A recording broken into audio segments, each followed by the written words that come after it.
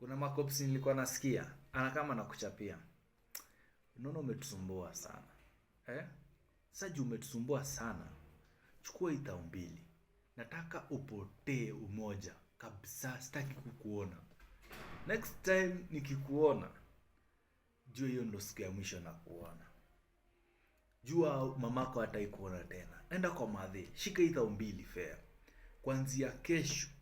Kuanzia kesho ni kupata hizi side za umoja ama side nyingine hapa karibu. Kama ni Kayole ama ni Kariobangi ama ni wapi.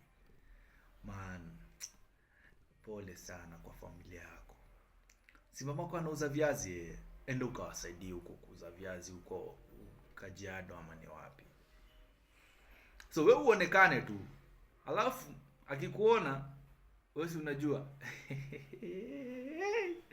So huyo msanii ito Saigon the Punisher. Enda uangalie hapo kwa account Saigon the Punisher. Ameenda akaita Kenyan Prince. Akamwambia Kenyan Prince bukam. Hii bunduki yako yenye umeexpose almost intentionally. Jumanzi nani ajuangi bunduki yake iko mahali fulani. Sasa juu umeexpose intentionally, enda to the nearest police station ili uonyeshe. Na unajua kitu yenye inafanya watu wanachemka ni gani?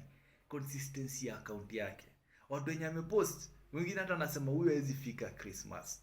Huyu hawezi fika Christmas. Akifika Christmas, kila mtu akujie 20k. Na yenyewe unaangalia after a while, mzee ameshandwa. Na hata kama ni gang wanashandwa. Wale wezi sugu wanamalizana. So Saigon the Punisher ndio the name. Ni kama ni karao. But hawezi expose sura juu kitu anafanya yenyewe ni illegal to the constitution. But even ndo anadeal na wezi na majambazi. It's like a rogue cop mwenye anadu good decide ya ku-stop violence, which is bad constitutionally. Na hawezi ji-expose. Juu anajua akiji-expose amepoteza identity yenye ilikuwa nayo na hiyo fiction ya Saigon the Punisher. Otherwise this Saigon the Punisher man. Si hata univisit siku moja tukunywe chai.